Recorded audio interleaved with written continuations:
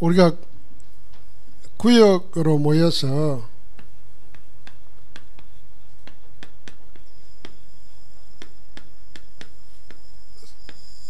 실제로는 다락방을 하는 겁니다. 다락방은 여기서 모든 해답이 시작되는 곳입니다. 이 다락방에서 시작해서 교회로 성장하고 그게 세계복음화 감당하는 본거지가 됩니다.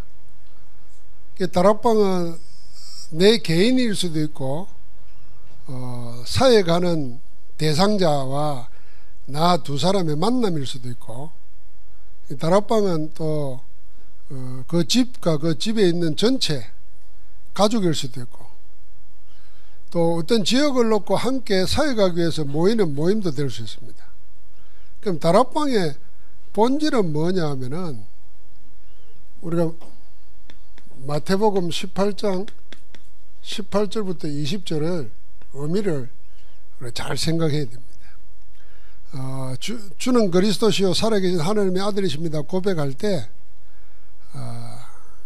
예수님이 절대적인 축복을 줬습니다. 절대적인 그 축복 자체가 세 가지 아니었습니까? 네 반석 위에 내 교회를 세우겠다는 겁니다. 베드로 개인으로 생각하면은 베드로를 절대 무너지지 않는 망대로 교회로 세우겠다는 겁니다. 우리가 예수를 그리스도로 정말 깨달으면 절대로 무너지지 않습니다. 방황할 일도 없습니다. 만약에 내가 뭐 방황하고 헷갈리고 이러면은 그리스도를 잘못 깨달은 거죠. 그리스도를 진짜 깨달아 버리면은 염려할 것도 없고 방황할 것도 없고 갈등할 것도 없어요. 자꾸 우리가 그리스도를 안 보고 다른 걸 보니까 갈등도 되고 문제도 생기는 거지.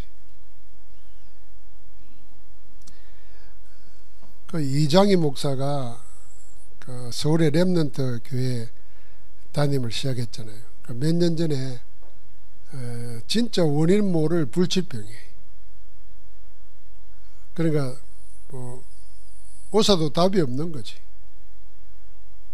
근데 하나님의 은혜로 자기 보고 요새는 비행기 탈 때 보면 산소 호흡기 보조 호흡기 가지고 타더라고요. 장애인 등급이 되어 있으니까 그걸 해준대요.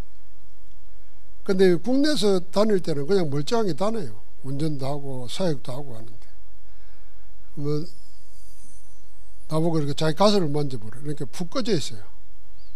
폐가 한쪽이 거의 없어요. 자가 면역 질환이었어요.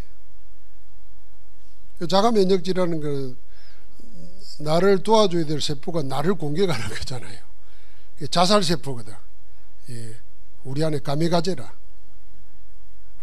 그러니까 이건 치료할 길이 없는 거잖아요. 그래서 내가 이렇게 고백해 보니까 자기가 병 있으면서 언약 붙잡고 24 기도 그것밖에 답이 없으니까 호흡하면서 기도하는 거야. 그러니까 이 사람은 호흡이 간절해질 수밖에 없는 거지. 그러면서 자기가 대구 출신이잖아요. 그러니까 우리끼리 이야기인데 좀 율법적인 신앙 체질을 가지고 있었잖아요. 그런데 자기가 답 없게 될 때 길이 없잖아요. 얻게 될 때 자연히 율법은 아무 도움이 안 된다는 거예요. 그래서 저한테 하는 말이 목사님 언약밖에 없습니다 그러더라. 그 언약 붙잡았다는 거예요. 이런 의미 한번 생각해 보시겠어요? 언약을 붙잡았다. 절실한 가운데 붙잡은 거예요. 사실은 다락방의 시작은 그리 되는 겁니다. 그러면서 준 게 뭐냐면 음부의 권세가 너를 이기지 못할 것이고, 세 번째 준 게 네가 땅에서 매면 하늘에서 맬 것이요 땅에서 풀면 하늘에서 풀리리라. 그 말씀을 18절에 다시 했어요. 18장 18절에.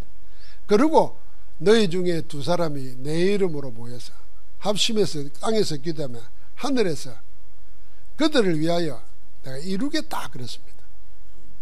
그게 다락방이에요. 그러니까 언약 붙잡고 기도해서 하나님의 살아계심을 체험하고 누리는 것, 그 시작이 다락방입니다. 그러니까 이거는 그냥 성경 공부하고 다른 거예요. 성경 공부는 우리가 들으면서 모르는 지식도 알게 되고, 아, 그런 거구나 이렇게 알게 되지만은, 제가 오늘 그 마게도냐 사람 설명하면서 알렉산더 이야기했잖아요. 그렇게 되면, 아, 그런 게 있구나 이렇게 생각하면 그게 영적으로 뭔 도움이 돼요? 아무 도움이 안 되는 거예요. 그래서 내가 다른 걸 설명하기 위해서 그 예를 든 거지, 이해하기 위해서. 그럼 우리가 목사가 신앙생활 오래 한 사람이 성경 봐가지고 나이 모르는 지식을 전달해주고, 성지순례가 또 뭐 그런 거 이야기해주고, 그 아무 소용없어요. 내게 생명의 언약으로 딱 잡히는 게 있어야지. 그거 붙잡고 기도할 수 있는 게 있어야지. 그 응답 받는 데가 다락방이라. 이거는 모든 성도가 해야 되는 거예요. 그리고 혼자 하면은 홀로 다락방이에요. 얼마나 좋아요. 성삼위 하나님이 함께 하시니까. 홀로 다락방이에요. 홀로 다락방에서 승리해야 돼요. 홀로 다락방에서. 홀로 아리랑이 아니라, 홀로 독도가 아니라 홀로 다락방이라니까. 근데 우리는 홀로가 아니잖아요. 영원하시고 전능하시고 모든 걸 초월하신 하나님이 지금 나와 함께하는 시간이죠. 이거는 다른 사람 있는 것보다 혼자 있는 게 더 좋지요, 사실은. 그럼 둘이 하면은 이건 천하고 움직이는 거예요, 두 사람. 그리고 두 사람 최소 단위잖아요. 만남의 최소 단위 두 사람. 땅에서 두 사람이 마음을 같이 기도하면은 그대로 하늘에서 이루어준다 그랬어요. 그러니까 이 응답을 찾아서 우리가 누려야 됩니다. 이런 자들이 모인 거잖아요. 1장 14절에. 1장 14절은 이거는 뭐 언약 가지고 오로지 기도하면 다 된다는 답을 가진 자들. 기도 말고는 다른 건 필요 없다 답을 가진 자죠. 우리가 그렇게 답이 나버려야 돼요. 지금도 우리 신앙이 얼마나 율법적이고 종교적인지 자꾸 기도는 부수품이라. 사람들이 많이 모이고 돈 내가지고 뭐 하고, 그게 무슨 교회입니까? 교회는 없는 자가 없는 게 아니고 다 가진 자니까 기도해서 하나님의 인도받고자 하는 것이죠. 하나님의 역사받고자. 하나님 주시는 대로 하면 돼요. 주시는 만큼 하면 돼요. 주시는 만큼. 우리가 기준을 타락해가지고 잘못 세워놓은 거예요. 하나님이 주시는 만큼 하면 하나님이 그 위에 자꾸 주시는 거예요. 5달란트, 3달란트, 1달란트 맡겨놨는데, 아이고, 내가 이 한계가지고 뭐하게 노래고 감춰놨던 사람은 그것까지도 빼앗겨요. 근데 5 받는 다른 사람은 5개 가지고, 더 남겨가지고 5개를 더 남겼잖아요. 그러니까 주는 만큼 하면 돼요, 우리는. 그러니까 빨리 우리 속에서 뭐 없어져야 되냐면요. 안 한다, 못 한다, 안 된다, 그래서 안 할란다, 이런 생각들이 없어져 버려야 됩니다. 하나님은 언약 붙잡고 기도하는 장면을 통해서 무엇이든지 하십니다. 모든 걸 준비해 놨습니다. 자, 그래서 오늘 왜 질문 먼저 한번 해봐야 됩니다. 질문, 첫 번째 질문. 왜 사도 바울은 선교하면서 회당을 찾아갔는가? 17장, 18장, 19장. 물론 거기에 유대인이 있기 때문입니다. 일단 접촉점이 있는 데를 먼저 찾은 거죠. 거기가 유대인의 삶의 중심이고 거기가 유대인의 미래가 있는 겁니다. 렘넌트들이 있잖아요. 근데 그걸 찾아간 겁니다. 그러면은 오늘 여기 우리가 이번 주간에 놓은 메시지는 금토일 시대인데, 이 금토일 시대라는 그 구역에서 뭐 하는 거냐 할 때, 우리 구역에 모여서 이걸 기도 제목으로, 하나님이 응답으로 주실 기도 제목으로 붙잡는 겁니다. 그래서 금요일에 무슨 일을 하느냐? 치유를 본격 가는 거다. 토요일은 뭘 하는 거냐? 우리가 교회별로 모여가지고 개인별, 기간별, 구역별로 모여가지고 정말 기도 응답 받는 일에 올인하는 거죠. 주일날은 뭐냐? 예배 통해서 또 모든 것이 전달되도록 해야 된다. 자, 이번 주간에는 이 금요일, 토요일, 일요일 앞으로는 지금 벌써 이 시대예요.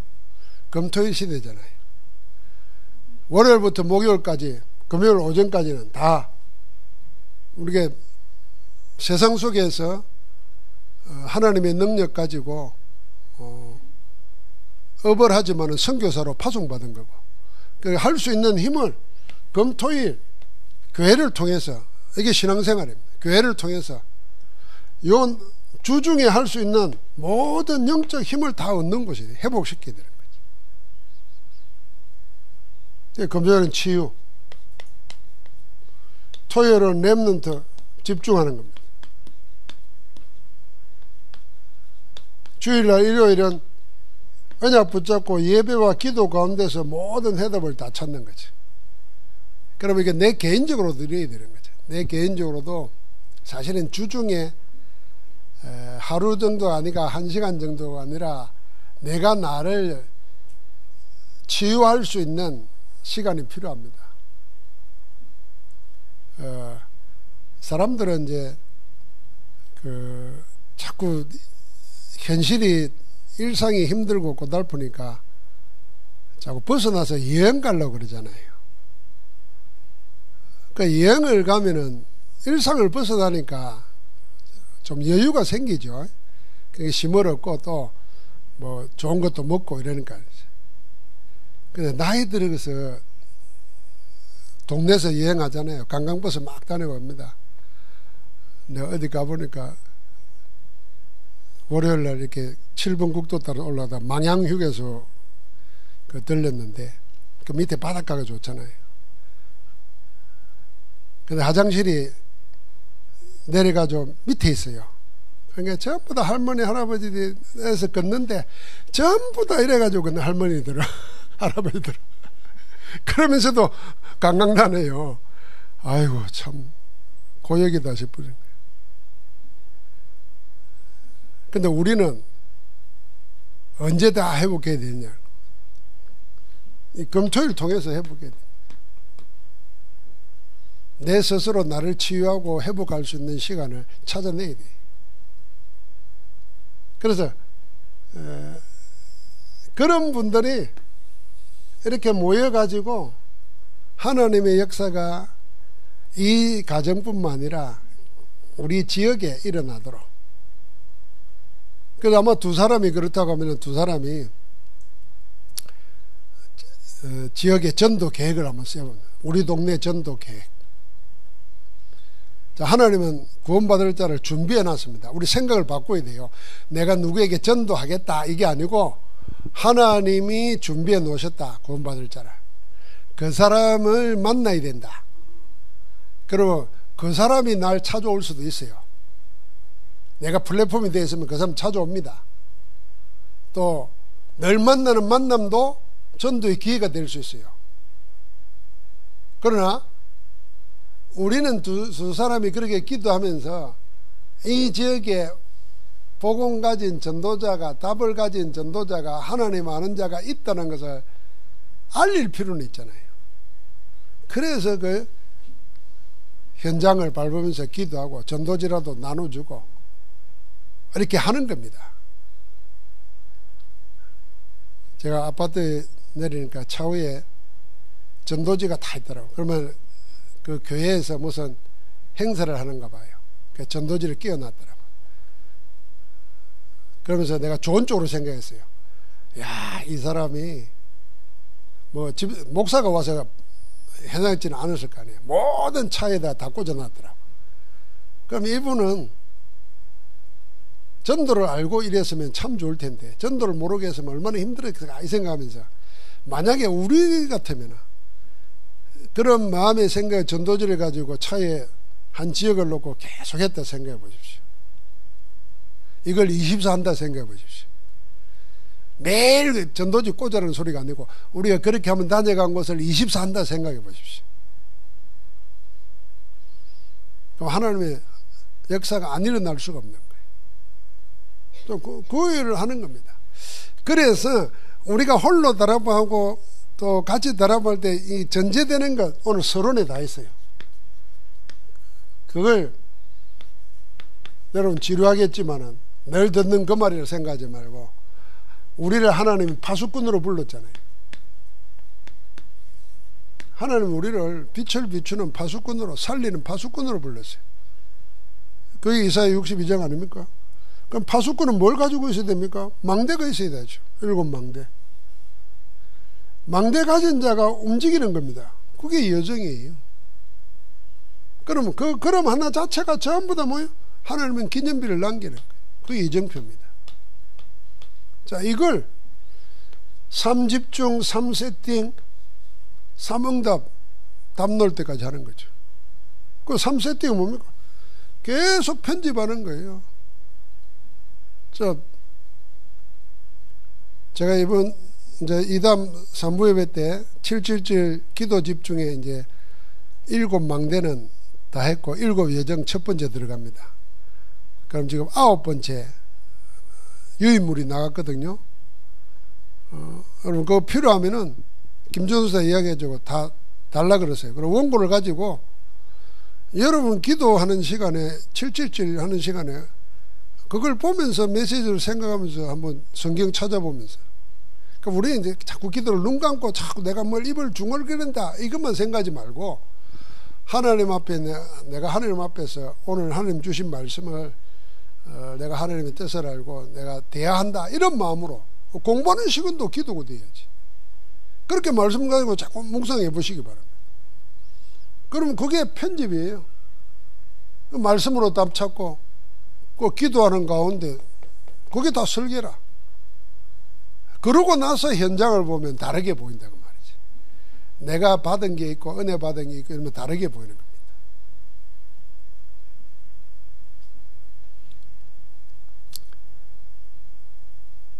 자, 이것을 찾아서 누리면서 우리가 금토시대 교회 안에 이런 일이 나도록 이번 주에는 기도 제목으로 이 금토일 시대의 전문을 놓고 붙잡고 기도하는 겁니다. 그러면서 결론은 제가 그대로 한번 교재대로 읽어보겠습니다. 몇 가지 확신할 게 있습니다. 눈에 안 보이는 것 같지만 열매는 나중에 반드시 나옵니다. 참 중요한 말이에요.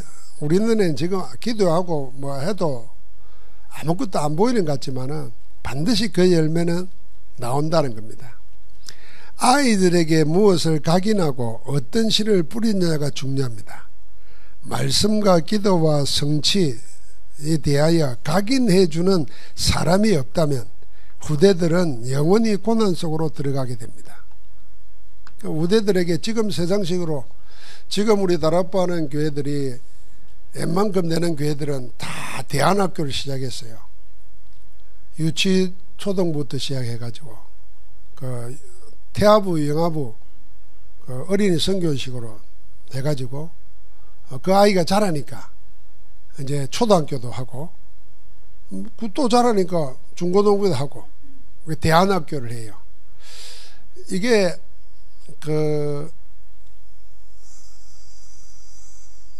우리가 선교사들이 미국에서 선교사 온 사람들은 선교사들이 아이들 모아가지고 홈스쿨을 했잖아요. 지금도 미국에 홈스쿨을 잘해요. 근데 우리나라는 아직도 생각이 이제 많이 바뀌었습니다만은 정규 중고등학교, 정규 대학을 안 놓으면은 아주 뒤떨어진다고 생각하는가 봐요. 근데 지금 우리나라에도요,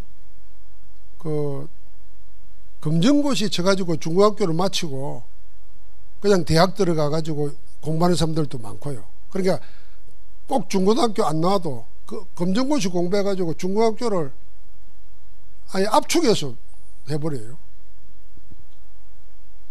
그 다음에 대학도 이제는 나이 많은 사람들은 대학을 학교를 가는 게 아니라 학점을 따가지고 학위를 따요. 그리고 시험을 치기도 하고.